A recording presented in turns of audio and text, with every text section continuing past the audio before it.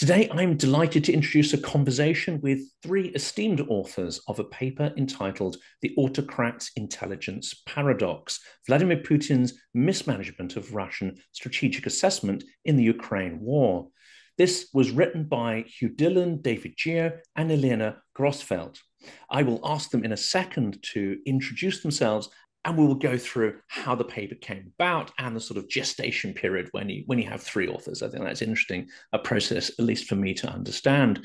The article argues that Russia's invasion of Ukraine in February 2022 is illustrative of a broader, though understudied pattern of autocratic mismanagement of strategic intelligence. The invasion was both spurred and accompanied by a catastrophic intelligence failure, the responsibility for which rests with Vladimir Putin, the arbiter of a system with limited capacity to offer dispassionate strategic assessments. His failure is characteristic of autocratic regimes assessing foreign developments, including Putin's Soviet predecessors. Now, please do check out the links. The links to this and another related article are going to be in the description. I highly recommend that you read those materials and, of course, check out the fantastic authors of that paper. But now I will ask them to introduce themselves. Let's start with David.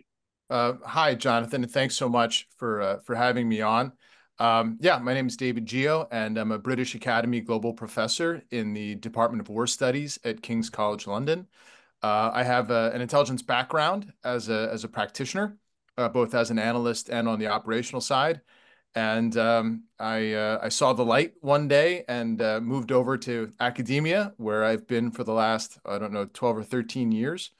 It's been wonderful to work with colleagues like Huw and Elena and the rest of the crew at King's, and also at West Point, where I was until very recently.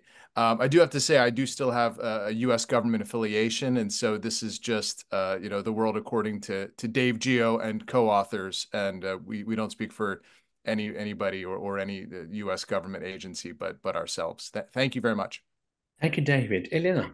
Hi, thank you for taking us on the podcast. I am a PhD candidate at the War Studies Department at King's College London. My previous experience is in engineering, but as President Putin said that there are no former Chekists, I guess there are no former engineers either. So you get this mindset that you carry with you as a punishment.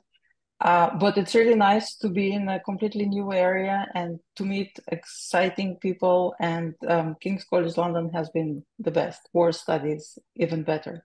Hi, Jonathan, and hi, everybody. Thank you so much for having us on the podcast. My name's Huw Dylan, and I'm a reader in intelligence and international security at the Department of War Studies, King's College London, where I've been for just a little bit over a decade now. But while I'm there, I've been having a lot of fun with the great colleagues like David and Elena, and my research has been mainly focused around British strategic intelligence and meandering more recently into influence, public intelligence, and open source. Fantastic. Well, I think that's a great way to kick this off with an understanding of your backgrounds. But I'd love to learn a bit more about what stimulated not just this study, but I understand there is now a companion piece with some more sort of recent research and ideas.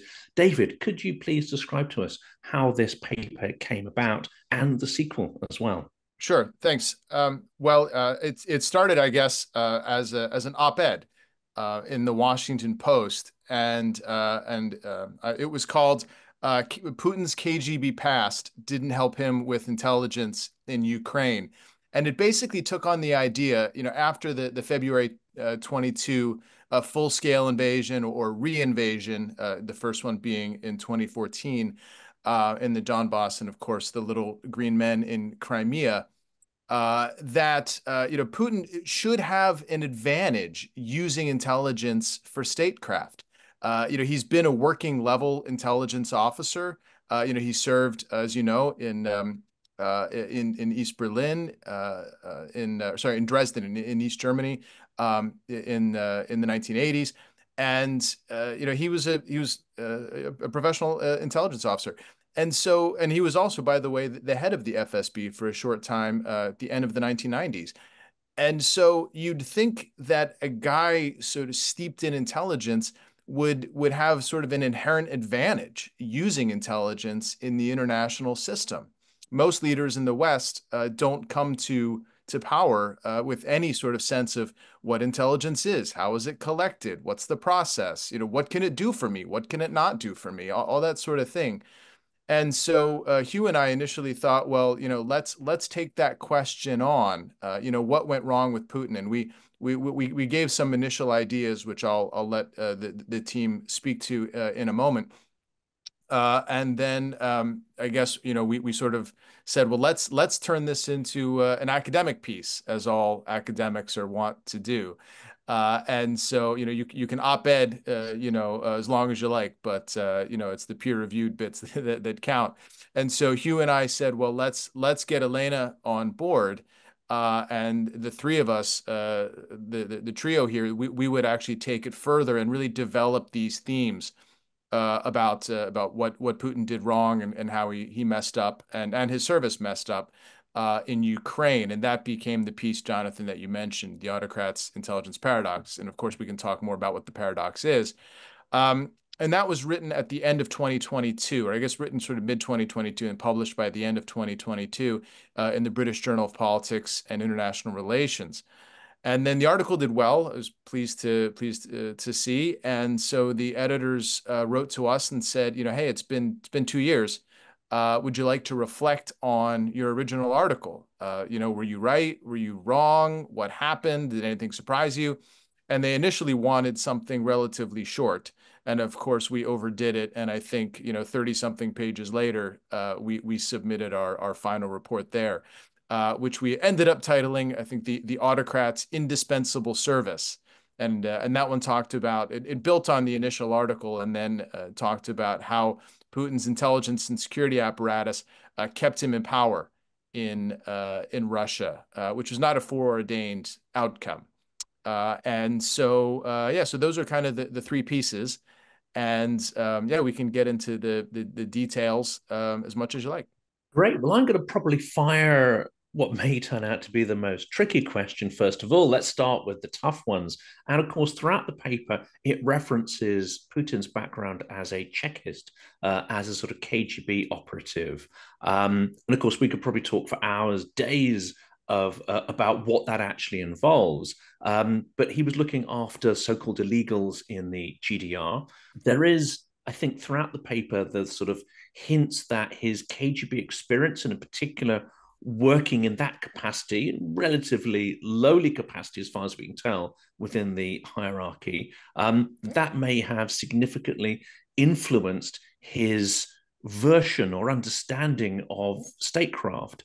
But we also have the 90s. We also have that kind of chaotic period where an accumulation of power was taking place behind the scenes. And of course, we know Putin was a significant player there in Sobchak's office in St. Petersburg. So this is one for all of us.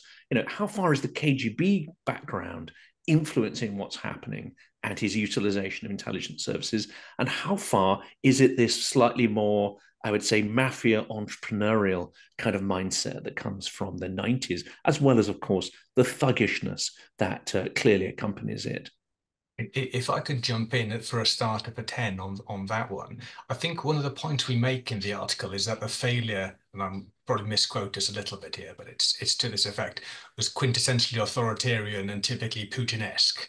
And I think what we meant by that was that what we see here is a fairly, for want of a better word, standard autocratic intelligence failure. You see the sort of tropes or modes of behavior that occur time and again in dictatorial or autocratic systems, but that it has another sort of secret source that makes it particularly Putin-esque, notably corruption. And so therein you have the kind of mix of sort of Chekist or KGB culture, for want of a better word, mixed in with this sort of poison of the 1990s that infects the entire system, and we would suggest how it can cope or how it is equipped to deal with the kind of problem that you have in turning good data into decision advantage. So I think that would be my headline answer to that one.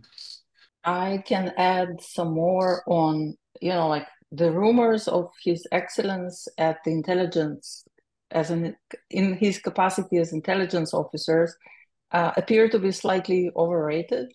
The fact that he was sent to the GDR, to Eastern Germany, rather than to one of the capitalist states is already speaking to that, right? Because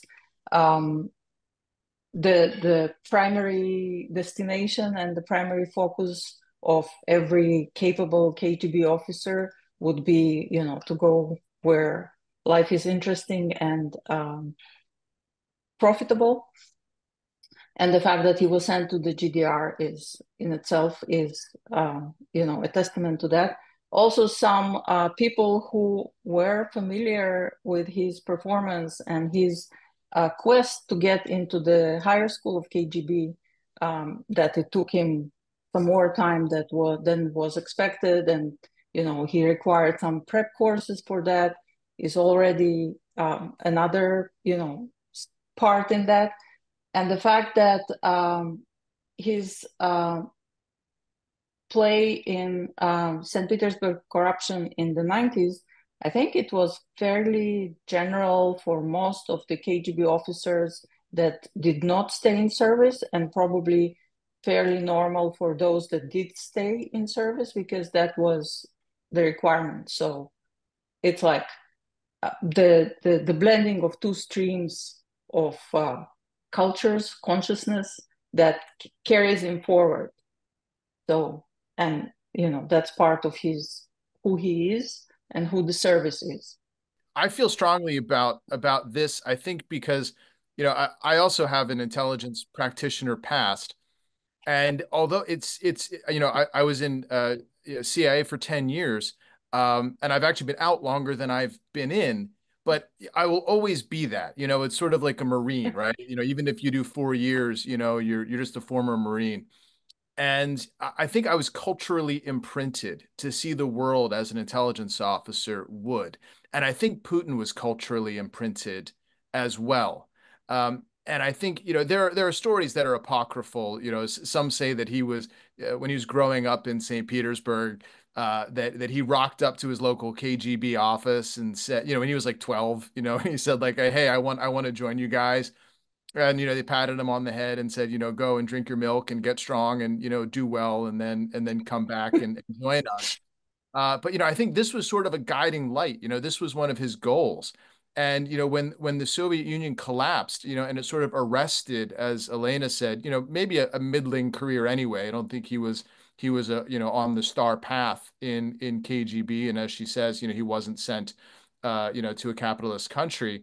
But I think he sees the world still as an intelligence officer, and people have tried to put different frames on him, either as the mafioso, or Masha Gessen, sort of the criminal state, and or he's the strategist, and everyone wants to put a different, or he's the guy with his shirt off playing ice hockey, or all the time, or whatever.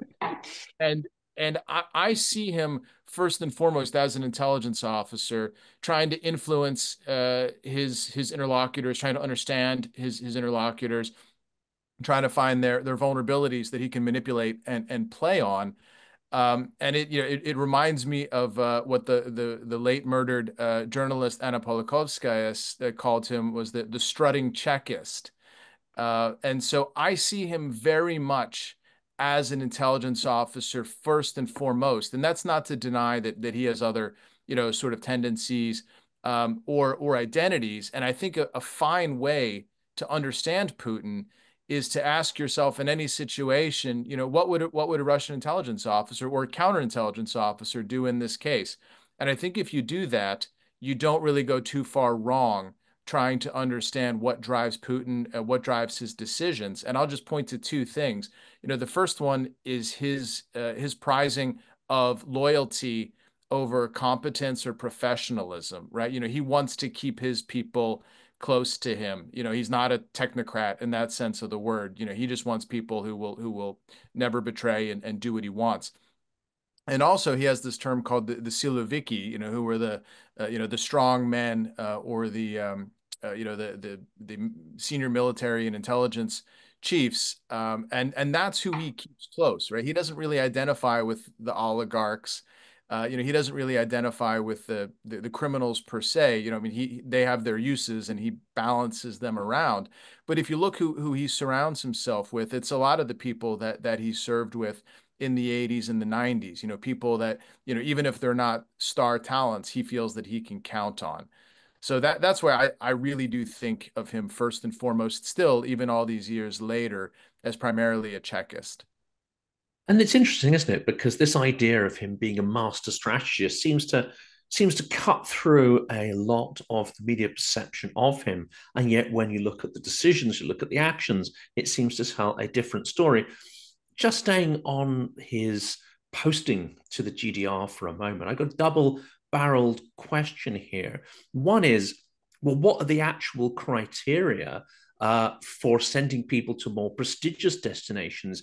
Is it your connections? Is it whether you're part of the sort of the aristocracy of the KGB system, or does talent, imagination, etc.? Are there other qualities that would decide whether someone gets sent there? And then turning that around, we try to look at the sort of strengths in his character and how that may come from his experience as a Chekist. Equally, he may have got things like envy, the desire to dominate others, this extraordinary sort of avarice which he's reputed to have, and this need to sort of dominate and even humiliate other people. These things may have come from being passed up by promotion and being sent to essentially a backwater from where he saw the whole system fall apart, of course, with the collapse of the Soviet Union. And I will start with your second point. I think that the idea that he was overlooked for like prime assignments is also complemented by the fact that he grew up in a fairly poor family in St. Petersburg. I mean, granted, at that time, there were no big disparities in wealth as there are now in Russia, but there were still pretty significant differences. And the fact that he was sent to Eastern Germany, and then when he came back, there was no place for him to work, and he had to, like the stories he tells about how he was doing Ubering before there was Uber, right? Just like driving on the street and giving rides to people. And then when he found a place based on recommendation at the office of Sobchak, who was the mayor of St. Petersburg, that was like the grand opening of possibilities. So, like people who were in their formative years were poor, it affects the rest of their lives. And, it can affect in different ways, but it will affect somehow. And in terms of how do you get to a prime assignment, from what I understand, never been a part of KGB before, thank goodness. But the idea is, yes, if you have connections, that definitely helps. It was a sort of like a traditional hereditary path to go, but it was also based on your capabilities. So 2 ways: if you were very good at what you're doing and you were a good student and you studied and the qualities that you displayed were deemed, extraordinary, you would go to a capitalist country. If you were not so much, then there were, all kinds of socialist countries, counterintelligence, and many even lower ranked assignments. I think part of it is also just path dependent, as just building on what Elena has said. So just going back in Russian intelligence history for a minute, so the KGB had both the internal bit, which is now the FSB, the domestic security organ, and it also had the SVR, which is, today's, it wasn't called that, but that's today's external service. And generally the SVR officers are generally, the ones that get, sort of the more plum assignments overseas or, over, in capitalist countries. They might have a better facility with languages. They might be more polished. They might, sort of have more courtly manners, maybe owing to an upbringing that, Elena had already mentioned. But because Putin was in the second chief directorate, which ultimately becomes the FSB, in contrast to the SVR, which comes out of the first chief directorate, I think part of it's just path dependent, right? Like he's probably just going to go, working in counterintelligence, working in the second chief directorate to one of those places. So, I think it's important not to sort of overinterpret it. But one of the things that he was doing while he was in East Germany, allegedly, was handling the legal officers, those officers that were operating in a totally other identity, with no official cover, deeply embedded in another society. Whether this is true or not, I think everyone is sort of entitled to their opinion, and I have no inside knowledge of this, but you see it a lot. And, there are echoes of that because Putin now, if you look at how, I'm fast forwarding a little bit, but if you look at how much he loves his illegal officers now, when they get kicked out, they get arrested and uncovered and, kicked out, he's always had a soft space in his heart, for what he views as the creme de la creme, the elites, the illegals. And so I do wonder if some of his earlier formative experiences was sort of admiring people, that he might have been helping to service their intelligence requirements. Yeah, and if I can just jump in there, I mean, there's lots of interesting things when you start looking into his background, of course, and it's always a bit of an exercise perhaps in cold psychology, what influences what to which degree and what is the root of whatever pathology. But there's a few things that I'd suggest that are quite interesting that have just been mentioned and that we don't develop that much in the articles, but that do form a root. And one of them would be this idea of humiliation. And I think particularly grown from the 1990s and the idea of the sort of humiliation that Russia suffered at the hands of, the sort of the raiding capitalists of the West and so on, and this desire that I think most people would reasonably agree that is imbued in him not to allow that to happen again. I mean, Russia needs its place, its deserved place as a great power, etc., etc., etc. And I think this has a degree of explanatory power in some of the things he does.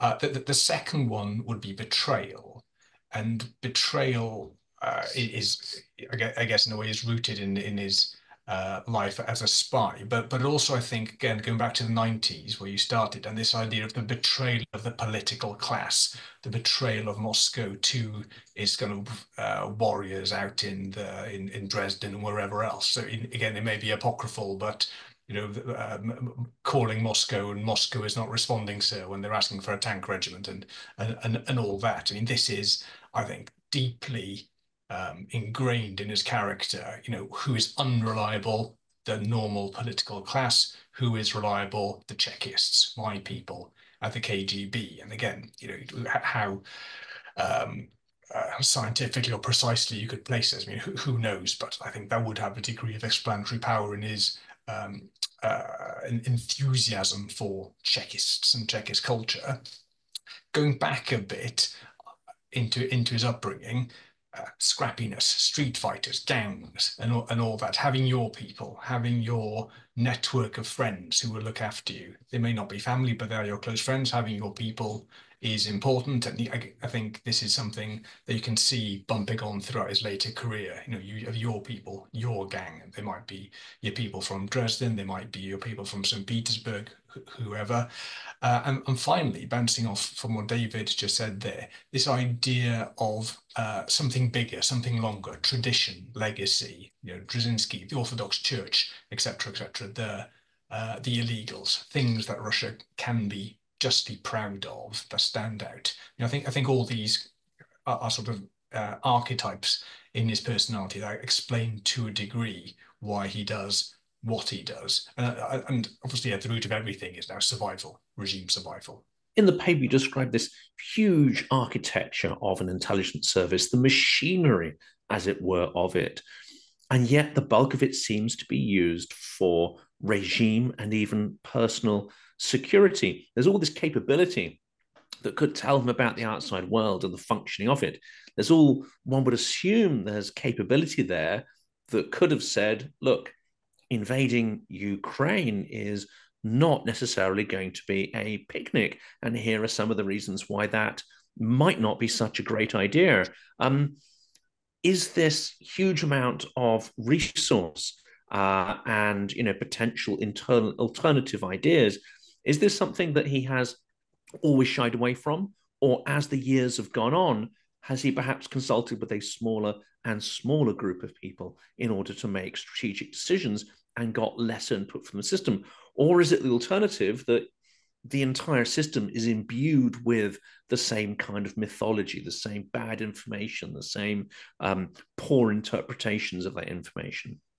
If I might again start with two headlines on that, and then maybe pass over to David and Elena. I think that there's at least two things that are worth thinking about in this regard. First is, like all dictators, really, his circle of advisors has narrowed over time as the naysayers and the contrarians and the whoever else kind of get over time get whittled away, and you're left with the proper Kool-Aid imbibers.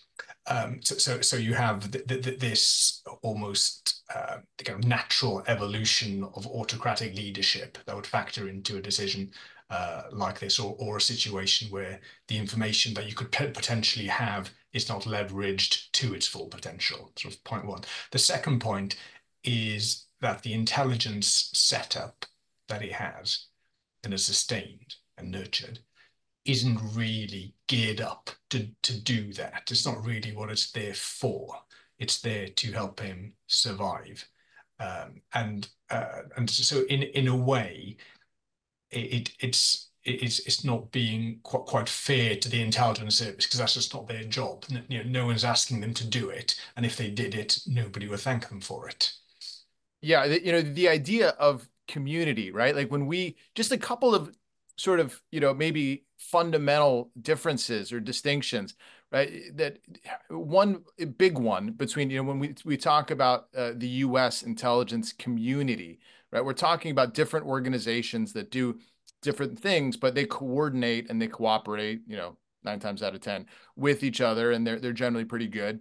And the same with the UK intelligence community, right? The UKIC, the USIC. Russia has different services, but they're not a community in that sense. And one of the things that Putin does is he actually balances them against each other, plays them off of each other, plays the leaders off of each other. And there's one great story in the cyber realm, which Elena will know far better than me, but where I can't remember if it was I think it might have been the GRU military intelligence was inside a U.S. network.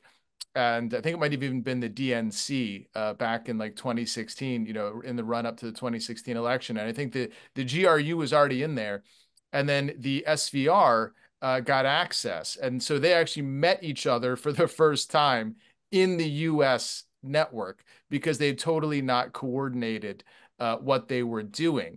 And so, it's almost like, they have this risk tolerance, and they're aggressive, and they sort of, it's, ready, a fire aim, because they want to get things done quickly so that they can please Putin. It's like, the cat bringing you the mouse, hey boss, this is what I did for you today. It's not the kind of deliberate sense of community. The other thing I think that's absolutely fundamental is I kind of wish that there were different words for intelligence in the West and intelligence in autocratic regimes, because they mean different things. And it's easy because we use the word to both describe, I don't know, German intelligence or American intelligence or British intelligence or whatever. We use that word, and it's so different from Russian intelligence or Chinese intelligence.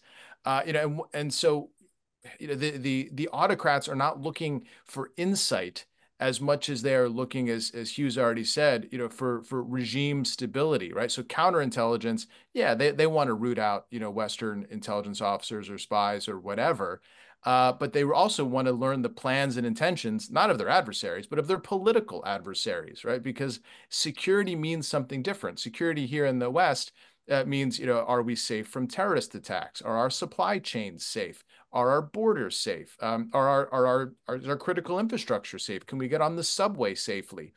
In security in a place like Russia, means the security of the regime, the security of Putin himself. And so as we use these words, I often challenge my students to preface the word intelligence or security with either a country or a regime type. So if you're going to talk about, Russian intelligence, say Russian intelligence, or American intelligence, or regime type, right? Say autocratic intelligence, because they're such different creatures that sometimes even using the same word leads you, to vastly different places, and sometimes analytical fallacies as we're looking at this stuff. I'll turn that over to Elena, though. So it's all great points, and I just wanted to add a few more. So first of all, in the case of Ukraine invasion, apparently the FSB were saying, "Fine, let's go. It will be a picnic. Don't worry, they love us." But the GRU was more wary and was actually saying, "Not so quick, not so easy. They actually don't want us. There will be a resistance." But FSB and SVR have direct access to Putin, and GRU are, under the general staff. So, and they are also much smaller, and apparently, they get less benefits, I guess, from the relationship. So they were not listened to. And another thing is, in Russian strategic culture in general, not just in intelligence, but like even beyond strategic culture, in Russian culture, you don't get ahead by telling unpleasant things to your manager. This is like the last thing you want to do. You don't want to be coming to his office in the morning and saying, "Hey, you know what? Your idea totally sucks." Like, you're not, this is not done. On the contrary, the whole premise is, if he's a manager, he knows better.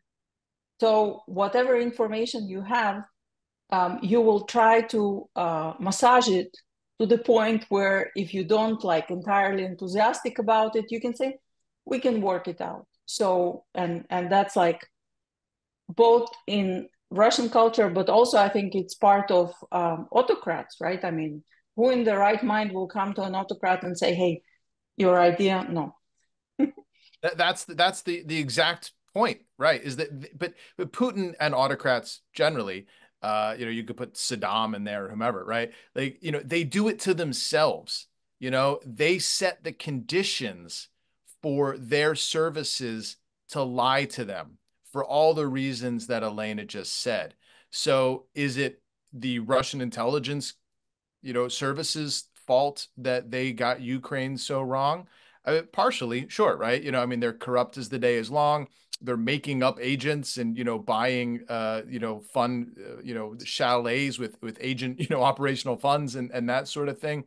But Putin is ultimately, right, the buck or the ruble stops with Putin, right? Because ultimately he has to set the conditions for a service to offer an assessment in good faith. And as for all the reasons that Elena said, you're not going to get a good faith intelligence assessment because it's unwelcome. And so, it's a sort of a vicious circle, right? Because they're going to lie to him because he insists on being lied to, and it just goes around and around. Of course, the other aspect of this, the word that David just said there, is that you have many disincentives to give an honest assessment, but on the other side of the coin, you have many incentives to buy into the system, financial incentives. So if everybody is constantly on the take, and the people right at the top are not really disincentivizing you from doing that, then not rocking the boat is your main priority, because your physical well-being depends on it, but so does your mortgage, so does whoever else's mortgage you happen to be paying. So again, as David just said, this is a system that is kind of reinforcing its kind of uselessness when it comes to this kind of question. And of course, one of the things we're definitely not saying it's incompetent, because it can do lots of things very well.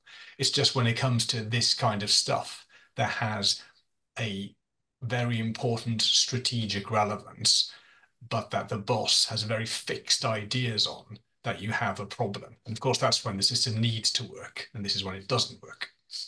Yeah, that's what Chris Andrew, I was just looking for the quote here, I had it somewhere. The great professor of intelligence, Professor Christopher Andrew, said that I think in one of his histories of the KGB, that the machinery's ability to collect intelligence or information, let's say, always way exceeded its ability to assess it and to derive insight from that. And so this actually, I think, Huw was talking earlier about, what's sort of quintessentially Putin-esque. But this ability to have a huge collection apparatus and to steal secrets and to, suborn and recruit, and maybe we could talk about, cyber operations later, or influence operations. They're not incompetent. They're not 10 feet tall, but they're not incompetent either. And so this ability for them to the inability to create insight out of the information that they bought, uncover, stole, you name it. So that's actually way beyond Putin. That's just a feature of most autocracies, and particularly the Russian regimes, going right back, probably before the Tsar, frankly. Well, that leads very nicely on to something that I think bridges that, and of course, the catalogue of issues we see in Ukraine. And rather than just saying the Russians are not capable, because under the right circumstances, Russians are as capable as anyone to learn, etc. It's the architectural structure that exists that I think maybe causes the problems. So you've talked about this sort of vertical of not always lying, but sometimes exaggeration, sometimes, telling the boss what they want, not necessarily expressing ideas or being innovative, because that could appear to be challenging authority. Does this lead to an overestimate at every level of competence, capability, quality, let's say, of equipment or troops, their quantity, and just the sheer amount of resource that is actually available to you? Is it the distorted reporting of all these things that then might lead to the strategy being based on completely unsound assumptions? So, for example, all the equipment that the Russian leadership thought they have in terms of like military equipment, right? Everybody in their right mind understands that the pervasive corruption that is ongoing within Russia affects Russian military no less, and probably even more than all other areas. So for the leadership to think that, like they look at the paper and they say, oh, we have however many gazillion tanks, and they're all, primed for work and whatever, and in perfect condition, it would be crazy, right? I mean, you should know your system. And yet it seems that everybody is taking everything at face value, even though they should know way better, because they are participants in this grand scheme of corruption. And so whatever equipment, like the communication equipment, when and it's been ongoing since Russia's war on Georgia in 2008, when there was no communication equipment. Well, there still was no communication equipment in 2022. And they were talking over like unsecured cell phones for all the world. The SBU was recording them and pushing it to the whole world. That, for some reason, like nobody paid the price for. It's not accounted for in the strategic plans, and it's also not present as like a detraction. It's like, oh, they say we have 1,000. Well, let's assume we have at least 500.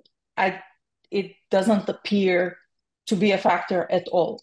Now, if you and David would like to chime in, I would be very happy to hear their ideas. Just a quick word on that. I mean, that's not to say that we are immune from that, because in talking to a number of military experts, when we promise Ukraine X, Y, and Z, it has been suggested by some of the people on the channel that, well, we dither and we delay, because it turns out that when we look at our own arsenals, our own inventories, there's far less equipment in working order than we thought, and there's far fewer of various items and things we thought there were not there, and capacity doesn't ramp up in the same way as it says on paper. So it's not just purely an autocratic problem, but the Russian system seems to have a particular problem with this optimism being, let's say, passed up the chain. But David. Well, yeah, I mean, well, I mean, we can talk about, sort of Ukraine beyond the intelligence picture. And, I mean, if it were up to me, it's, send everything that's not nailed down, but of course, at least in Washington, right, China is the real boogeyman and Russia is just sort of this, annoying condition. So, I may differ, on the speed and the quantities with which we need to get things to Ukraine. But I just wanted to sort of zoom out, I mean, your question is why I'm so hard over, I mean, I guess, everybody loves their field. But, why I went into intelligence studies, why I think I'm so glad that, King's has, a master's, in intelligence, in war studies, is because the intelligence dimension is so often neglected. Sorry to quote Chris Andrew again, but it's the literal missing dimension, of international history and international relations. But it's really important, Jonathan, as your question says, just to understand why the intelligence picture, what were the cascading effects, right? So at the strategic level, Putin, and I think, Huw put a great line in the paper that was like, you don't have to look farther, than the end of Putin's COVID conference table, to see how much he cares about other people's input. But Putin made strategic decisions based on flawed intelligence, right? We've already talked about that, but it cascades down to the operational level of war, to the operational plans. Maybe even some would argue tactics, but just to stay at the operational level of war for a second, if you think that all you need to do is go into Ukraine, scare them a little bit, take Hostomel Airport, decapitate the Zelensky regime, perhaps literally, right? There are these, reports of, Chechen assassins and the rest of it. But basically, you sort of shake Ukraine into, oh, well, we probably wanted this anyway, so let's not put up a big fight, right? If that's what you think the enemy is going to do, then you are going to base your entire operational plan on bad assumptions of the adversary. And so, just as by way of example, they didn't have all the stuff that Elena already mentioned, right? Where are the encrypted radios? They're not here. All kinds of problems. The tires on the vehicles were old and rotten, and you can go on and on, sort of through the Russian order of battle and how sort of rotten it was. But at the planning level, the Russians thought that this was going to be a special military operation, right? A short, sharp strike, and that the Ukrainians would come to heel. And one example, I mean, so their invasion plan was totally bonkers, right? Because it didn't align with what the level of resistance that the Ukrainians were going to give them.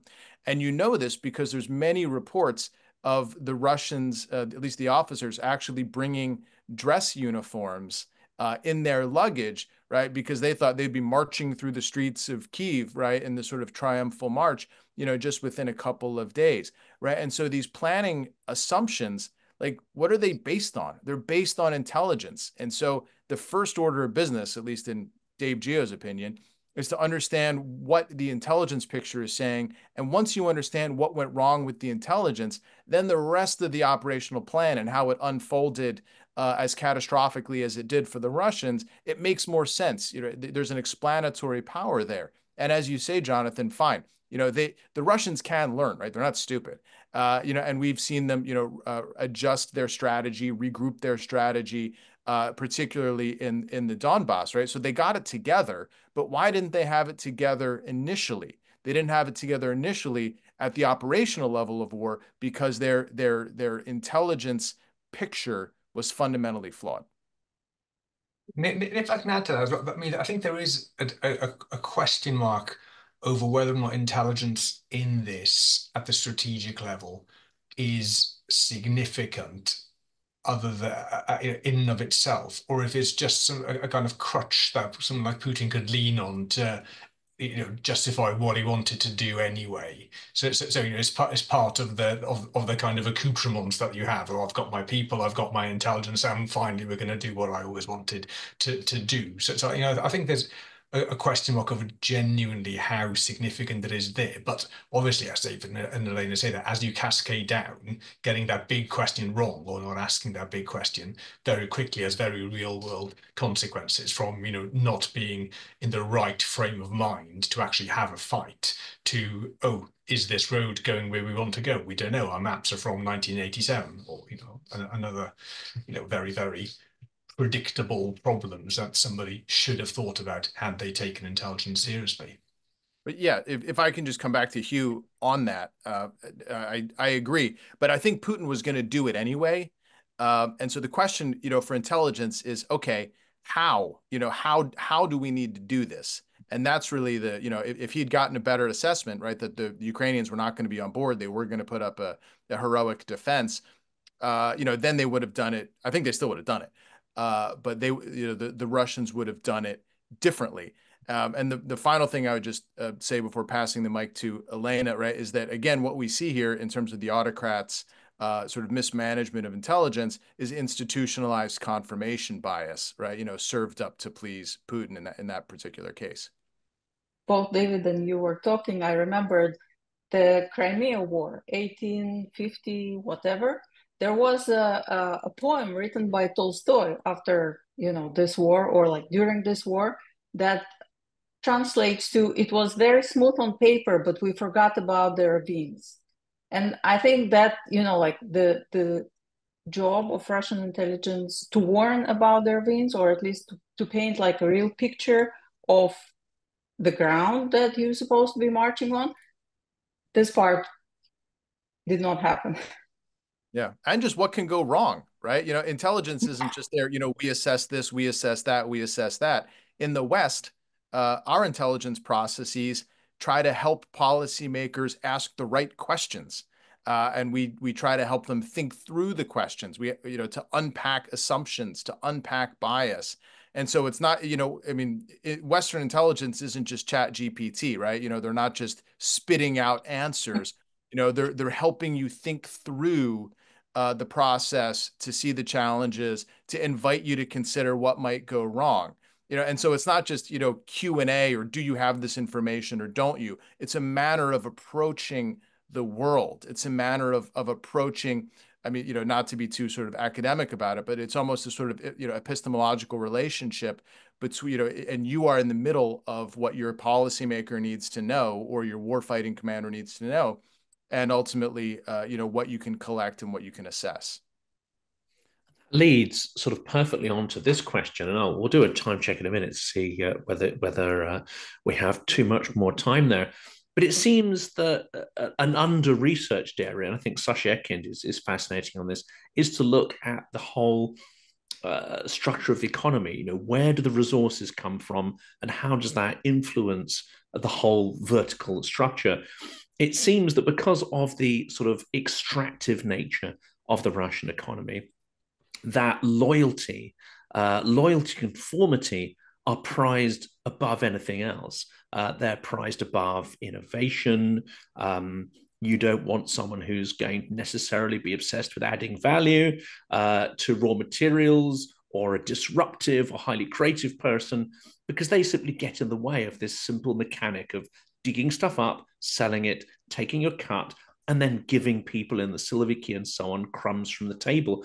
How far does that sort of core attitude there of prizing loyalty and conformity, how does that affect this intelligence process? And is it highly detrimental, given what you've just said there about sort of Western process of trying to ease politicians through a strategic decision-making process?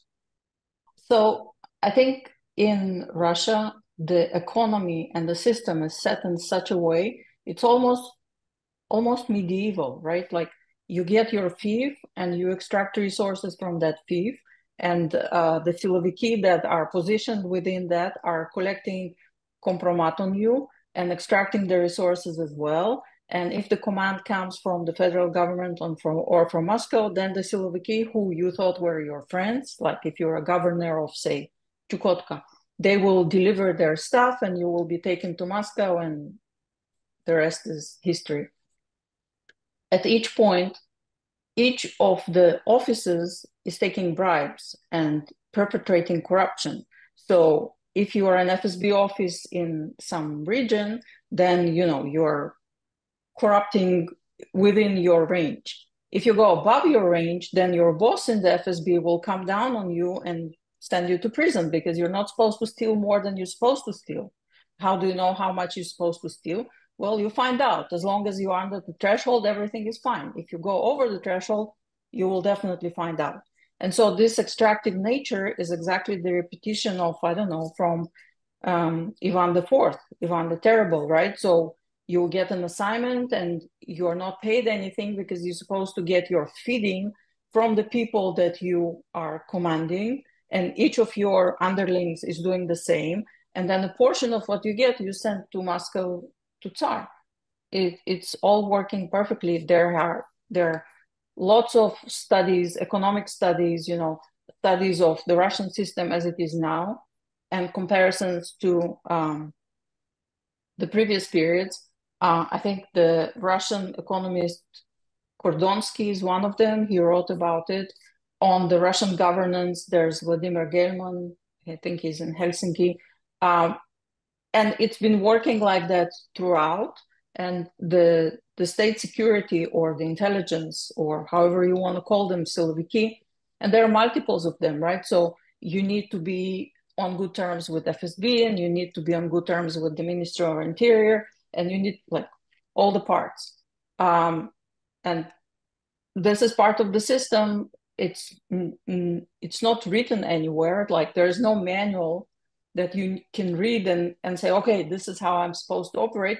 You find it the hard way. So Putin's kормlение is not so much different from Ivan the Terrible's sort of feudal structure. Right. I mean, it's not feudal in the Western feudal sense, right? There are differences, but pretty much, and like if you want to make a comparison, you can also look at the Prichnina of Ivan the Terrible when he was like concentrating the power in his hands, because too much of the power was in hands of the boyars. I mean, we can go even before, but I think this is it. So state security has always been a mechanism of enforcing and making sure nobody steals too much, because you can't allow that. Just thinking during the Cold War and even before, in the 1930s, the opposite of pure extraction and corruption is an attractive ideology, right? Is an attractive system. And the Soviets did pretty well in the 1930s, recruiting the Cambridge Five, who, you may know. There was a system that, I think people that, in the West who believed in it were, naive. But nevertheless, it proved attractive. So if you just think of yourself as a Russian intelligence officer who wants to recruit agents to serve the Soviet Union in the West, you have something to offer, right? You have this sort of, Marxist Leninism, this sort of brotherhood ideology that you can sell people, and a couple people might believe it, right? And a couple of those people might be in pretty sensitive positions, and then you're off to the races, right? Plenty of people didn't want to be paid the Cambridge Five didn't want to be paid, right? But they just thought they were doing the right thing. You get to the 1990s, and if you're a Russian intelligence officer, it's just all about how much money you can offer people, because all you have is a corrupt, extractive system where it's just, how can I get mine the fastest? And so, just thinking of Aldrich Ames or Robert Hansen, sort of classic American turncoats, they're in it for the money, and they want much money because they understand that the Russians have nothing to offer other than millions of dollars for super high quality intelligence. And so I just, I tend to look at, what's the photo negative of the economic model, Jonathan, that you described. I think it's an attractive ideology. And now that that's gone, you know, all they have to offer you is a lot of money. Or other compromat, depending on your predilections, yes. Huw.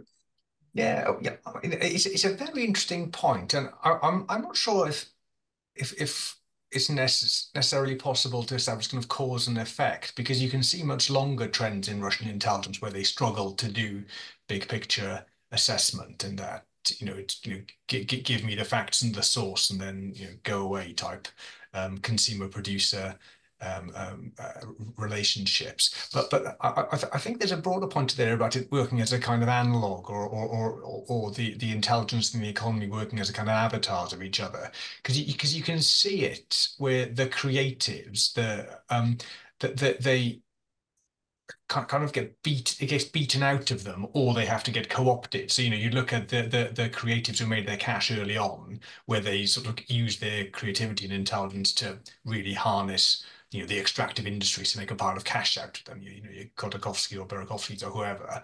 But they either have to get in line, or they have to get killed or exiled or whatever. And you can see this as an analog of what happens within the intelligence services, that there's just no room for free thinking enterprise, so to speak. There is a line, thank you very much, and you will toe it, or there are unpleasant options. So I think they might work better as analogs than as causal factors.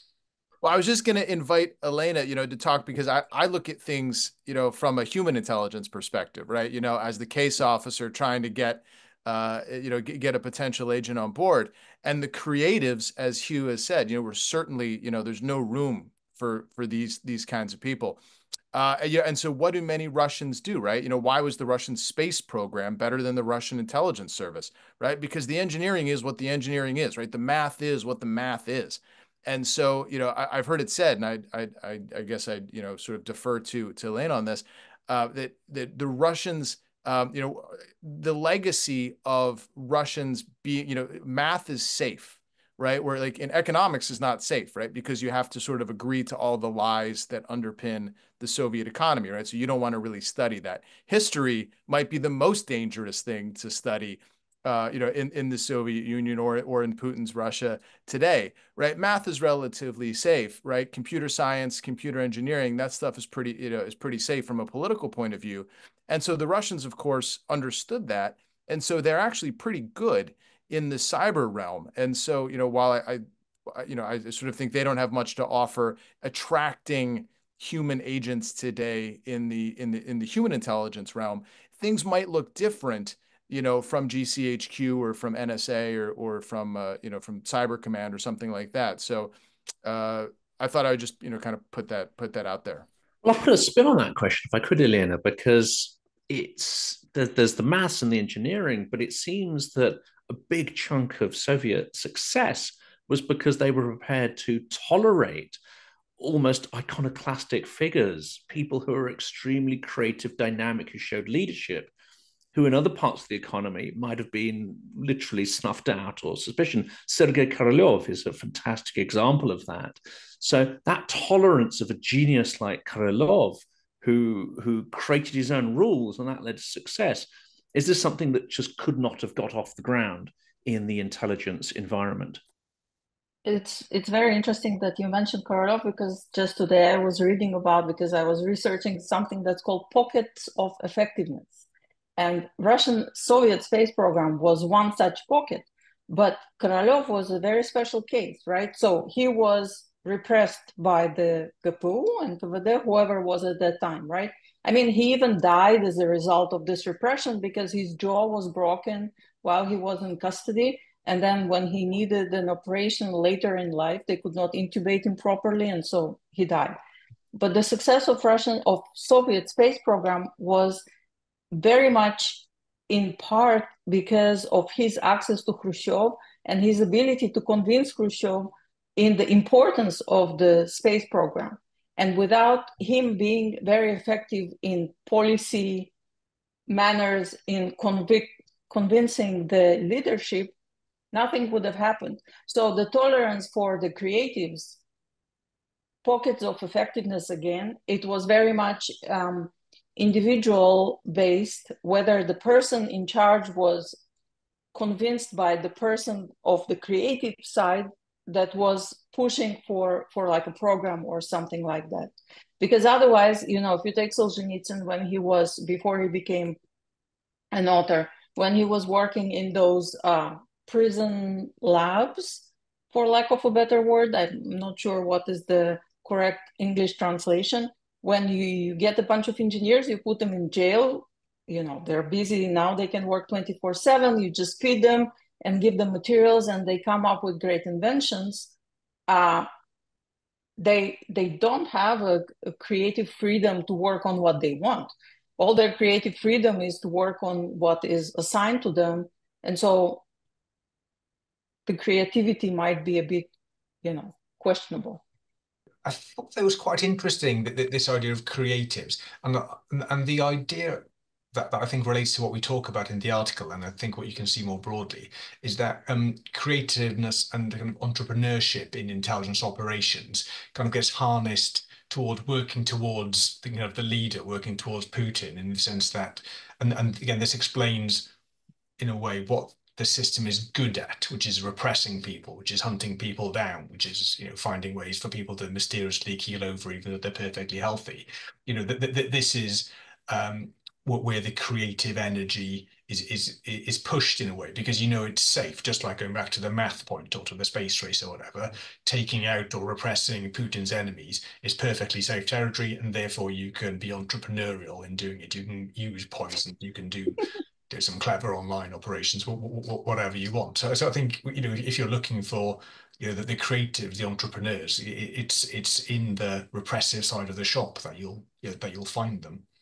Maybe that's why cyber is so successful. Again, there's a certain tolerance of creatives and iconoclastic characters, because you need that simply to achieve a result there.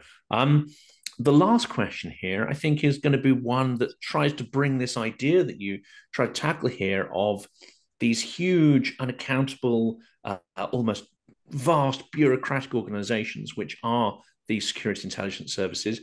And they may bring forth a wealth of insight, but it doesn't necessarily get to the top. It doesn't necessarily influence decision making. This isn't unique to Russia or Putinism, is it? These bottlenecks on foreign policy decision making. When it comes to making those final decisions, they're usually in a small number of hands. This is as true in Washington, actually, in some ways, as it is in Moscow. And despite whatever evidence and intelligence is brought forth by the system, there might be some entrenched mindsets that mean that all of that is completely wasted. The invasion of Ukraine could be one example. Escalation management, which seems deeply entrenched in multiple US administrations, is another kind of mindset that may be at variance to some of the intelligence or military advice that's coming through. That's probably the topic for another entire discussion. But how difficult it is, isn't it? I mean, these bottlenecks, are they almost inevitable where you have large intelligence generating machinery, but a small number of political leaders, essentially, who are responsible for the final decisions?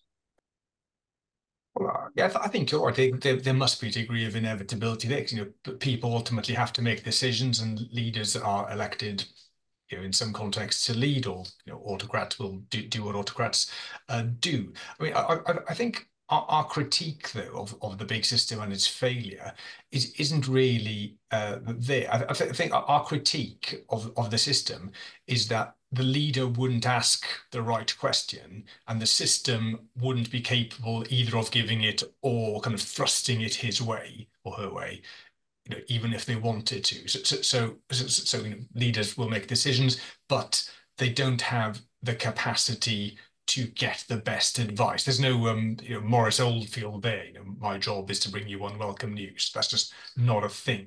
And that's why the system is less than the sum of its parts. You know, you've got great intelligence, very clever people, but when it comes to the crunch point, it's all totally useless. Yeah, I think I might reflect on this, you know, as a scholar, but also, you know, over 23 years or so as a practitioner. Because I think, young intelligence officers, set out to, I don't know, light the world on fire with, with how great they are. And then they sort of realize that, does intelligence really drive statecraft? It should, I think, or no, that's wrong. It should inform statecraft. It should illuminate statecraft. It doesn't drive it. But at the end of the day, it can be very disconcerting, I think, when you're briefing a policymaker and their relationship with intelligence can sort of go thusly. It can be like, well, if the assessment kind of accords with what they think anyway, it's great intelligence and we should do this because the intelligence says we should do it, right? Who wouldn't do this? This is what the intel guys are making me invade Iraq, right? I got to do this. Or if the assessment doesn't necessarily accord with what they want to do from a policy perspective, well, you guys are just guessing, right? I mean, intelligence is probabilities, and the guy might be lying to you, and how do you guys know anyway? And so, yeah, intelligence just, it plays a role. It should play a bigger role, but it doesn't necessarily play the kind of role that I think either scholars think that it might play, or that young intelligence officers are sort of hoping, at the beginning of their career before they get a little bit jaded. And the other question, I think, and I've had a really hard time, dealing with this in my own research as an academic, is that better intelligence doesn't necessarily lead to better decisions, right? And I know that sounds obvious, but we often think that it does, right? And so, if you have a good intelligence apparatus that's just objectively good at what it does, you would be forgiven for thinking, well, hey, that's a lever of state power, right? So if it's effective, if it's good, you think, well, certainly you would get better statecraft outcomes because you have a better a better intelligence community, because it's giving you insight, right? That's competitive advantage at the end of the day. It's narrowing that cone of uncertainty.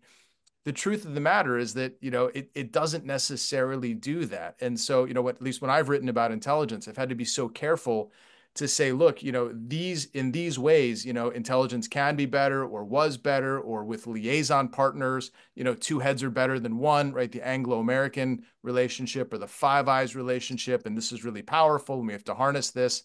But sometimes, better intelligence just doesn't lead to better decisions or to better statecraft. And so it's important, I think, to acknowledge the power of intelligence and the capabilities of intelligence and the potential of intelligence, but, it has its limits. And I think we have to recognize that as well. I just wanted to add to that in the autocratic regimes, and in case of Russia in particular, intelligence might not be that helpful in terms of defining foreign policy or strategic direction or whatever. But what is also happening is that it does not get the chance to get better, right? Like, you do not get to see the mistakes that you've made, or the incorrect assessments that you've made and their effects, or how you may have been more efficient at delivering it or stuff like that, because those things are never discussed. And I mean, bottlenecks are present in any system, not just intelligence. The setup will not allow you to get better, right? You would necessarily, like, best case, you will stay where you are and you will be doing the things that you're always doing. You will not be able to refine and advance the way I see it. Brings us kind of full circle to both articles, because what seems to have been curiously absent, or perhaps not that curious, but from a perspective of a Western state, is the absence of a reckoning. I mean, a few people have been arrested, a few people brought up on corruption charges, FSB asserting dominance over its sister services a little bit, etc., etc. But the big investigation, the heads rolling, the school of intelligence analysis and leadership, blah blah blah blah, that's just not a thing, because it's there to protect and to guard the leadership, and there's no time for any reflection on that process. There's people to repress, there are tweets to censor. That's exactly what the sequel article that's the jumping off point. But so Elena's absolutely right. They're not learning at the things that we in the West would think, oh boy, you should get better at that, right? There's no Iraq study group, no WMD commission, no 9/11 commission, no Butler report. There's nothing like that. But that's where the companion piece starts, right? It says they did get better. They were able to get inside the communications networks of people who were going to protest. So they actually did figure out. They got into VPNs, they got into encrypted apps.